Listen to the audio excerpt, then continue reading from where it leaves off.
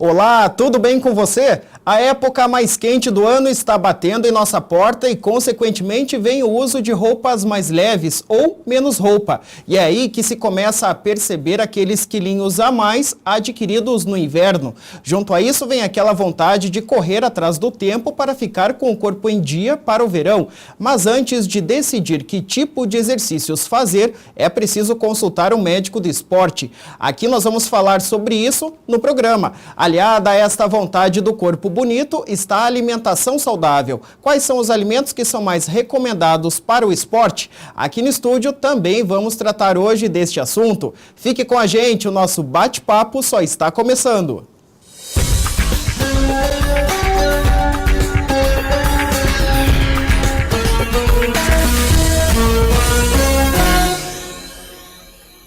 Quando se ouve falar em medicina desportiva, logo vem à cabeça que essa especialidade é voltada aos atletas profissionais. E é de fato. Mas você sabia que um médico de esporte também pode e deve atuar junto a qualquer pessoa que pretende praticar exercícios físicos? Pois é, e para ter mais segurança e mais chances de alcançar o objetivo do corpo bonito, especialmente agora para o verão, esta é uma boa pedida. Para falar comigo sobre este assunto, eu recebo hoje o Dr. César Baggio, que é ortopedista e médico do esporte.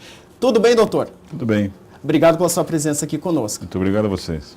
Doutor, para a gente começar, como eu falei no início do programa, geralmente quando se fala em medicina desportiva, vem na cabeça aí os atletas profissionais, mas de fato é o tipo de profissional que qualquer pessoa que vai praticar ou pratica exercício deve procurar, né?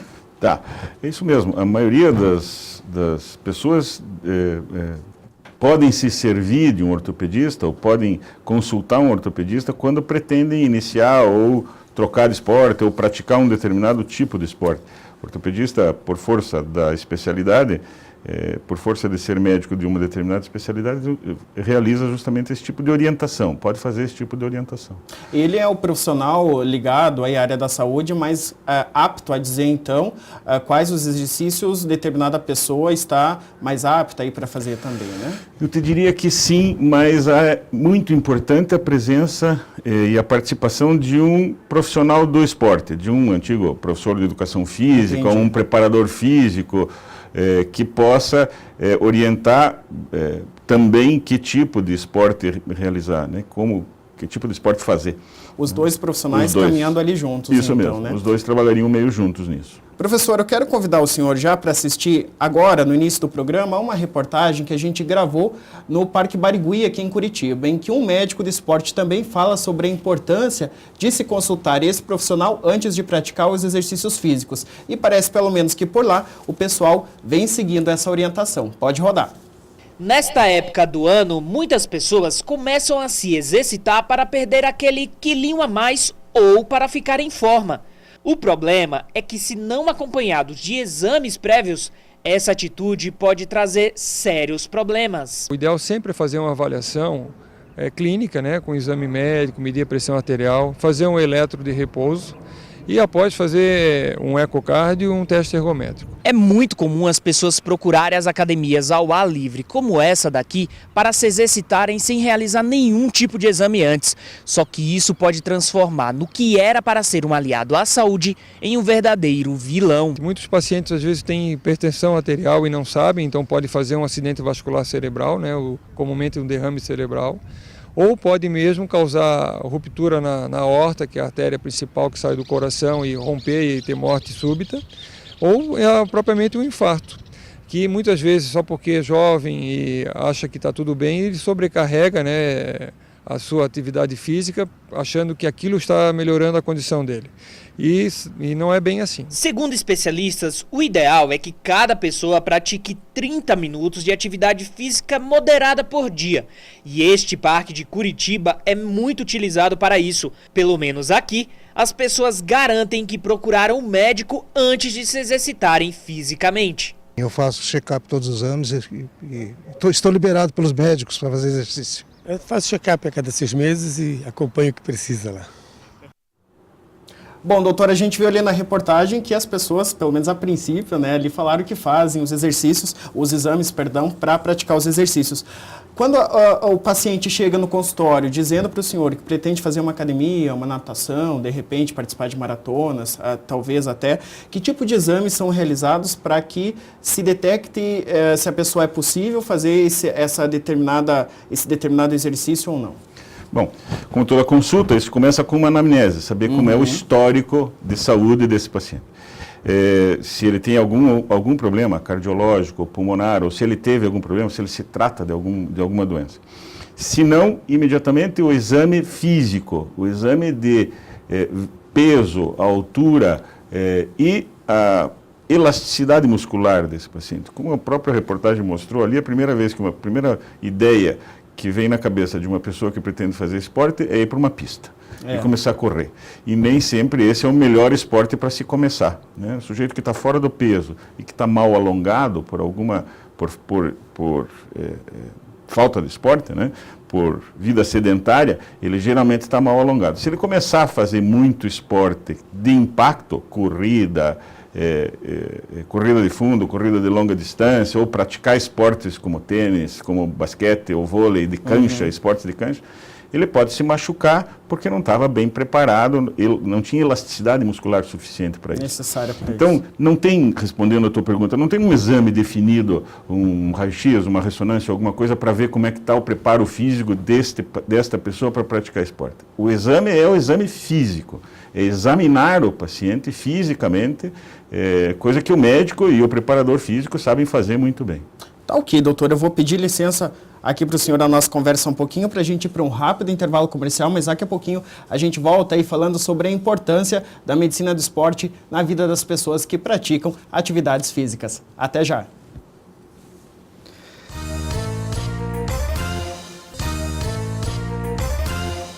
Estamos de volta e o nosso assunto hoje é medicina no esporte. Conversando comigo sobre esse tema, eu recebo aqui no estúdio hoje o Dr. César Baggio, que é ortopedista e médico do esporte, né, doutor?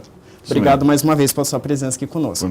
Doutor, o senhor falou há pouco no bloco anterior que muitas pessoas, quando querem começar a fazer exercícios, partem logo para uma pista, um parque. E isso pode causar traumas, né? Que tipo de traumas essa situação pode desenvolver na pessoa? Todos os esportes de cancha e pista implicam em muito impacto. O sujeito que corre para alcançar uma bola ou que corre esportivamente faz muito impacto sobre o esqueleto e exige muito da musculatura. A musculatura é submetida a uma sobrecarga muito grande. Se ele está mal alongado, ou seja, se essa musculatura está pouco elástica ou se o peso dele é excessivo, a musculatura não vai suportar e dentro em pouco ele vai ter que parar de realizar aquele esporte. Então, melhor fazer que entra uma cãibra, por exemplo. Isso, uma cãibra ou as tendinites. A maioria das tendinites de membros inferiores ou de membros superiores são decorrentes deste esforço de repetição com excesso de peso ou com a musculatura mal alongada. É o estresse do músculo. Exatamente, ali, né? Exatamente. Doutor, a fisioterapia, ela é uma grande aliada, né, nesse sentido aí das pessoas, desde os esportistas profissionais até qualquer pessoa aí que pratica o exercício. São duas áreas aí da medicina que caminham lado a lado, né? Eu te diria que são 3 áreas e estão bem misturadas. É a preparação física, o preparador físico, né, o professor de educação física, o fisioterapeuta e o médico ortopedista e até o cardiologista, como nós vimos há pouco.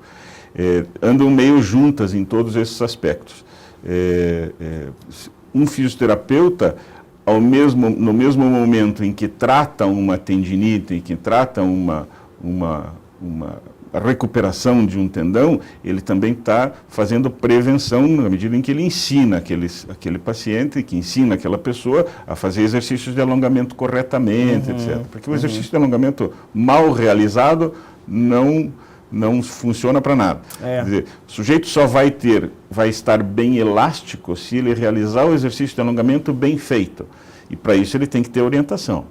né? Orientação de um preparador ou de um fisioterapeuta. O alongamento faz deste jeito, é assim que você vai conseguir elasticidade. Agora, nesse contexto de tratamento, é importante ter atenção, porque às vezes você lesiona um braço, mas continua fazendo um exercício de perna e está fazendo o tratamento ainda para recuperar aquele braço. É preciso ter essa atenção para que, enquanto trata um, não machuque outro membro do corpo, né? Isso mesmo. É importante, você pode, em cima de uma bicicleta ergométrica, realizar um esforço cardiovascular ou fazer uma preparação cardiovascular tão boa ou até melhor do que uma corrida, e você está fazendo um exercício sentado, que não está forçando tanto o teu esqueleto. Então, às vezes, a bicicleta é uma preparação física tão boa quanto de uma corrida. Uma bicicleta ergométrica, porque às vezes a bicicleta é mais perigoso no trânsito, mais difícil, mas uma bicicleta ergométrica numa academia é tão eficaz ou até mais do que uma esteira ou do que uma pista. Entendi. Doutor, entre as técnicas utilizadas em tratamentos aí causados por lesões de exercícios físicos, existe a crioterapia, né? O que é? Pois é, a crioterapia é baseada num princípio de que um vaso sanguíneo, quando submetido a uma temperatura muito fria, faz vasoconstrição e diminui a passagem de sangue por esse vaso. Entendi. Quando você tira do frio, este vaso, ao invés de voltar ao normal, ele volta mais do que o normal. Ele faz o que a gente chama de uma vasodilatação reflexa. Esta vasodilatação reflexa é benéfica para o músculo, para a articulação, para a cápsula articular, para os tendões, etc. Entendi. Então, não é o frio que faz bem. É a vasodilatação reflexa depois do frio que é benéfica. Né? Então, se você põe gelo na mão, ela fica branca. Quando você tira, o lugar onde tinha o gelo ficou vermelho. Ficou mais, é ali que está fazendo... Essa irrigação sanguínea causada pela vasodilatação reflexa é que é benéfica. Então, a crioterapia funciona baseada nesse princípio. Entendi. A gente vê muito jogador de futebol, né? Fazendo esse tipo de tratamento. Banhos de água fria, imersão em piscinas geladas, porque isso depois vai fazer vasodilatação reflexa, vai melhorar a irrigação de todo o sistema músculo-esquelético, tudo isso ajuda muito. Doutor, quero te convidar agora para que a gente assista a uma outra reportagem que trata sobre a importância do acompanhamento do preparador físico, no caso, o profissional de educação física, como o Dr. César já comentou aqui, durante a prática dos exercícios. Vamos ver.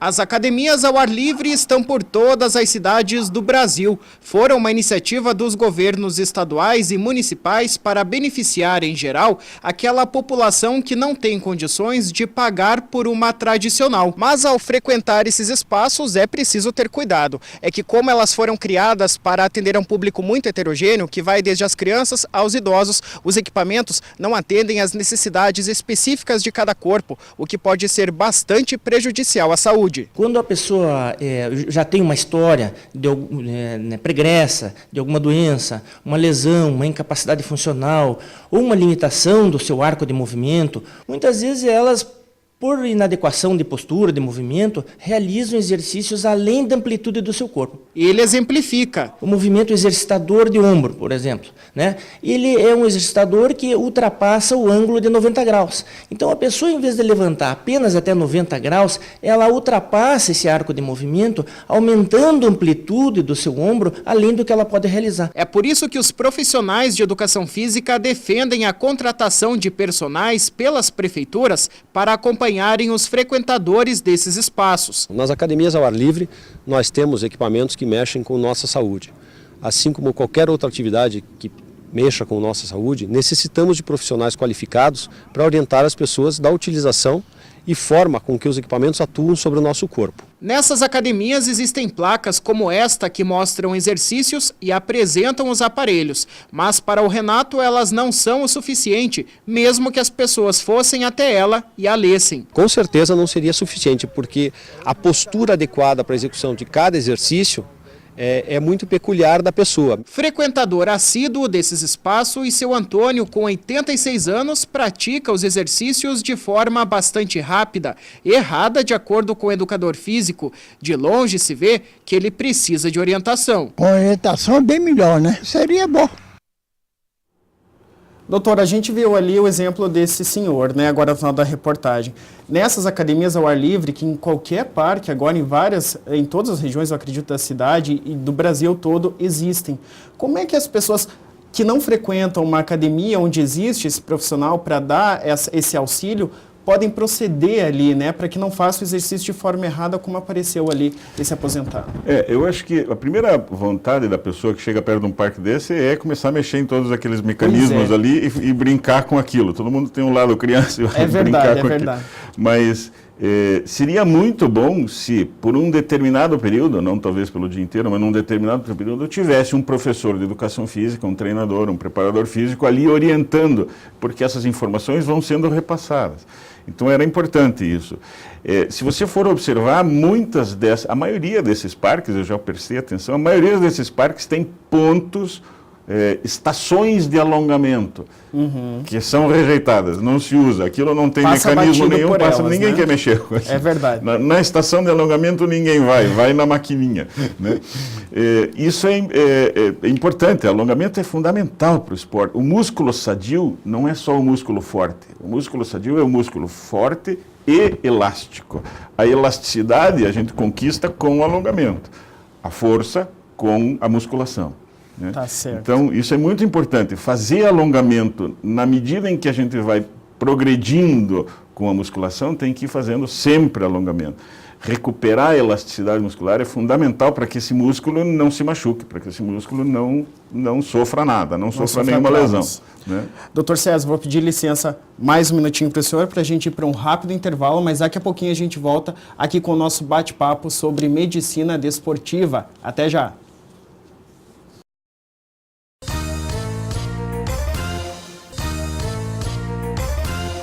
Muito bem, estamos de volta e o nosso assunto hoje é medicina no esporte. Conversando comigo sobre este assunto, eu recebo aqui no estúdio hoje o Dr. César Baggio, que é ortopedista e médico do esporte, né, doutor? Isso mesmo. Obrigado mais uma vez aí pela sua presença.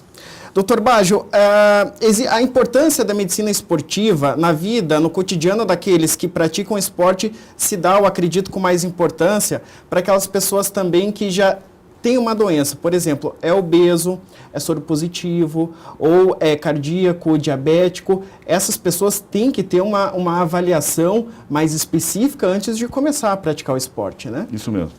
Isso é muito comum que a pessoa que está fora do peso queira resolver o seu problema de excesso de peso praticando esporte. Só com esporte? Só com esporte. Não vou mudar meu hábito alimentar, vou continuar com os meus hábitos alimentares, às vezes errados ou exagerados, e com o esporte eu vou compensar isso e vou sair do lado de lá mais magra. Não vai conseguir. No mais das vezes, o que ela vai conseguir é se machucar um pouquinho, porque está praticando um esporte que não é adequado para aquele peso. Para aquele peso. Então, ela vai perder peso fazendo regime ou mudando um pouco o hábito alimentar.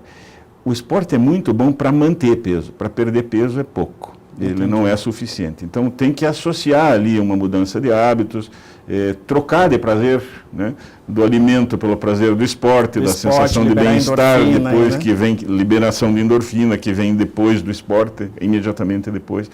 Então isso é importante, são várias medidas. E principalmente saber se o seu problema cardíaco, o seu problema endocrinológico, como no caso da diabetes, né, se este problema pode ser, se esse problema permite que ela realize determinado tipo de esporte. E se não permite, qual esporte é possível realizar com hipertensão? Qual esporte eu posso realizar com diabetes? Tá certo. Doutora, à medida que existem esses exames, existem também exames que dão a resposta para o paciente de como o corpo está respondendo àquele determinado exercício, né? De repente, para parar ou continuar, de repente abranger o leque ali, né? Isso mesmo. Quando o paciente apresenta alguma lesão, muitas vezes a gente tem que, aí sim, usar recursos de imagem, etc., para ver como é que estão as condições de coluna, de tendões, ou mesmo recursos para ver como é que está o coração, se ele está funcionando direito, se ele está sendo corretamente irrigado, né, para que a pessoa não sofra um esporte, não sofra uma lesão mais grave por causa do esporte.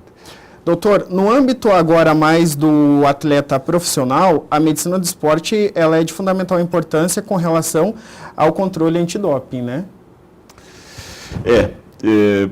Bastante importante. E aí eu acho que muitas vezes vai o preparador físico e o ortopedista em linhas que não são extremamente definidas, ou o médico e o preparador físico não vão por linhas extremamente definidas, quer dizer, até que ponto o médico pode avançar ou até que ponto o preparador físico pode avançar nas orientações da pessoa. Não tem uma linha definida. O que existe é, muitas vezes, um preparador físico que faz uma excelente orientação, mas para que o paciente possa fazer aquele esporte, precisa de um atestado do médico atestando de que ele é capaz de realizar aquele esforço. Mas isso é coisa de lei. Muitas vezes eu conheço preparadores físicos que são excelentes sobre esse aspecto de avaliação pré-esportiva para saber se aquela pessoa tem ou não condições de realizar e orientar o tipo de esporte que ele pode realizar de maneira às vezes melhor do que a do médico. Entendi. Doutor, o senhor comentou agora sobre o médico ortopedista, né, que trabalha na área aí da medicina do esporte, mas nessa especialidade existem outros profissionais da medicina que também atuam, né, por exemplo, cardiologista. Cardiologista, endocrinologista, todos eles devem... Neurologia muitas vezes é usada, a preparação física de pacientes que têm problemas neurológicos é importantíssima, e o neurologista tem que participar de perto. Né? Neuropediatras, muitas vezes são importantes nessas horas. Né? Existem casos... Cardio é mais importante, eu acho. Cardio é mais importante. Existem casos de pessoas que querem praticar um exercício físico, por exemplo, uma natação, mas às vezes não está pronto ainda para aquele exercício. Tem, por exemplo, ali uma bursite. O preparador físico, por si só, não consegue fazer esse tratamento, né? Antes da pessoa ingressar numa piscina ali. Aí é que está a importância do médico. Né? Eu acho que quando o paciente apresenta a lesão, o preparador físico sai do jogo. Aí é o médico que vai ter que tratar aquilo, até que o paciente recupere-se da sua lesão e volte para o esporte. Mas o preparador físico, na minha maneira de ver, é muito importante na prevenção da lesão. Se ele fizer uma boa orientação, essa pessoa não vai precisar do médico porque não se machucou, porque não teve tendões, não teve lesões. Né? Doutor, só para a gente finalizar, o nosso tempo infelizmente está acabando, mas grávidas podem fazer exercício, desde que moderados. Devem fazer exercícios. Claro, uma mulher grávida de 7 meses não vai poder fazer corrida, né? Ou vai fazer corrida com muita dificuldade e com muita atenção, mas ela pode nadar, pode pedalar, pode caminhar, e isso tudo decorrente do aumento de peso e da gravidez que vai progredindo. Né? Tá certo. Doutor César, mais uma vez, muito obrigado pela sua presença aqui conosco, tá ok? Até uma próxima oportunidade. Até. A gente vai para um rápido intervalo comercial e daqui a pouquinho a gente volta falando de um outro assunto, tá ok? Fica com a gente, é um minutinho só.